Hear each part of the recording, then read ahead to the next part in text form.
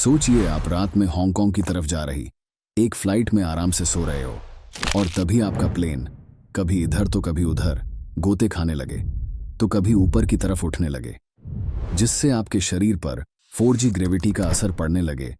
आप जब तक संभलने लगे तब तक वो प्लेन एक फ्री फॉल करने लगे। तो क्या आप सोच सकते हैं कि आपका प्लेन कोई छोटा बच्चा उड़ा रहा होगा? ये कहानी है एरोफ्लॉट फ्लाइट 593 की।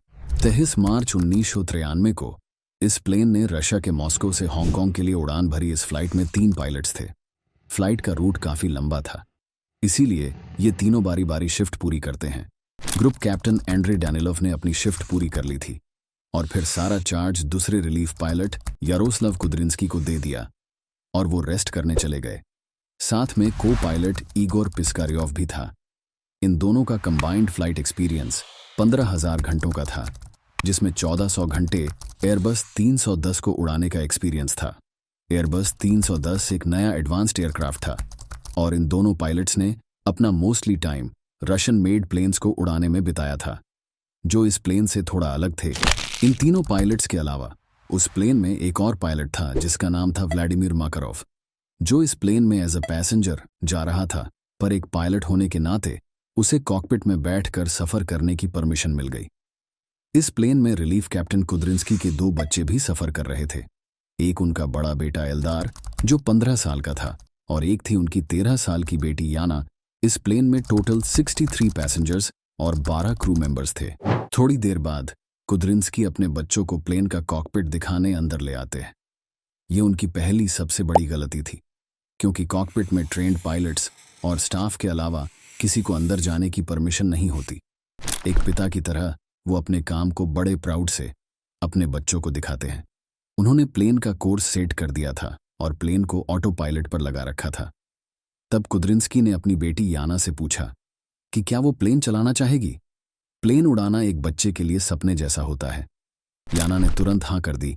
पायलट ने अपनी हार्नेस हटाई और याना को पायलट सीट पर बैठा दिया, और ये उनकी दूसरी बड़ी गलती थी।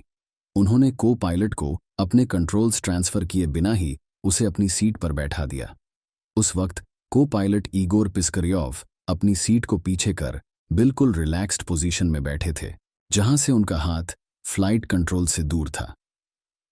याना कुछ देर सीट पर बैठी और थोड़े बहुत क्वेश्चंस पूछे। कुद्रिंस्की ने प्लेन के हैंडल को लेफ्ट की तरफ मोड़ने को कहा।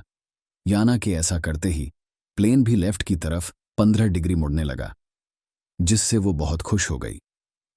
एक्चुअल में उसके पिता ने ही कंट्रोलर्स में से एक नॉब को घुमाकर प्लेन को लेफ्ट की तरफ मोड़ा था। 12:51 पर एल्डर पायलट सीट पर बैठता है।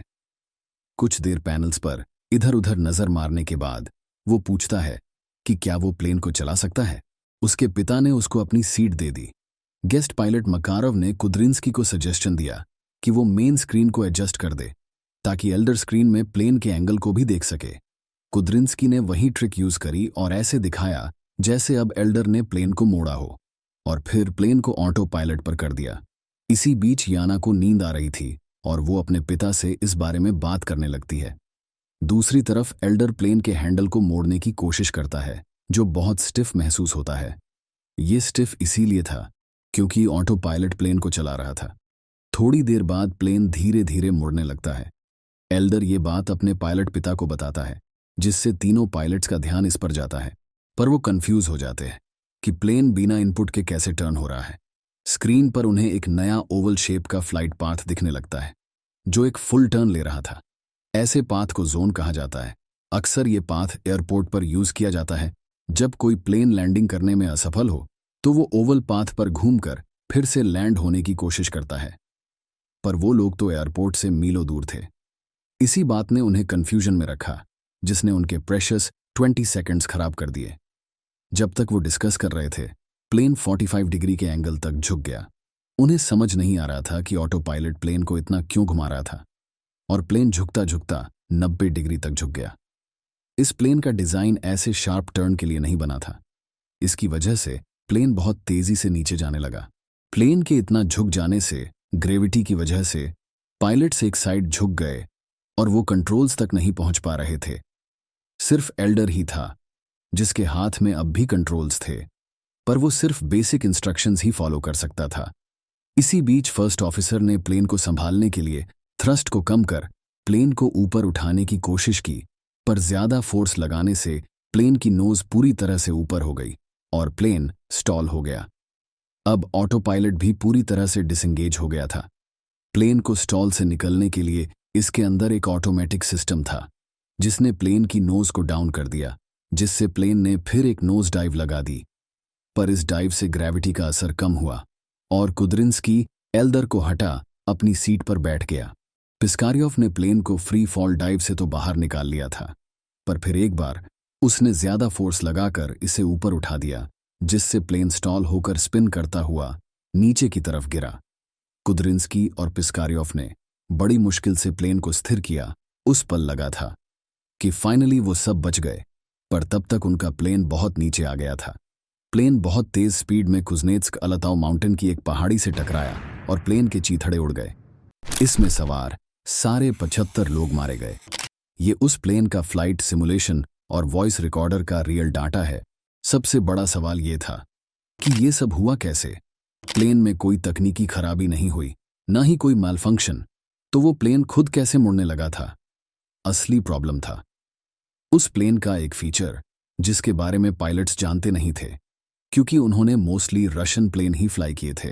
जब एल्दार सीट पर बैठा था, याना की तरह उसे भी थोड़ा सा प्लेन कंट्रोल करने का इल्यूजन दिखाकर कुद्रिंस्की ने वापस प्लेन को ऑटो पायलट पर लगा दिया था।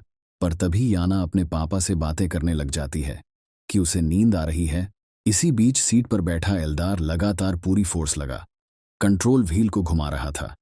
इस प्लेन में एक फीचर था कि अगर 30 सेकंड्स तक पायलट कंट्रोल व्हील को घुमाए तो ऑटो पायलट पार्शली डिसएंगेज हो जाता है, और यही इस केस में हुआ। जब प्लेन साइड में झुक रहा था तो ये एल्डर की वजह से हो रहा था। उसने जब अपने पिता को इस बारे में बताया तो वो पायलट्स भी इसीलिए कंफ्यूज हो गए कि प्लेन का ऑटो पायलट प्लेन को ऐसे क्यों झुका रहा था, जबकि ऑटो पायलट के पार्शली डिसएंगेज होने पर एक इंडिकेटर जला था। पर रशियन प्लेन्स में इंडिकेटर के साथ अलार्म भी ऑन होता था, जिससे वो इस इंडिकेटर को मिस कर गए। उन्होंने अपने प्रेशियस सेकंड्स गलत दिमाग चलाने में बिताए, जो प्लेन को रिकवर करने में बहुत कीमती थे। पर जब तक वो कुछ समझ पाते, प्लेन काफी झुक चुका था और वो प्लेन के झुकने से कंट्रोल तक भी नहीं पहुंच पाए। गलती चाहे कुछ भी हो, पर हादसे सिर्फ एक गलती से नहीं होते, ये होते हैं जब हम कई गलतियां या लापरवाही एक साथ करते हैं।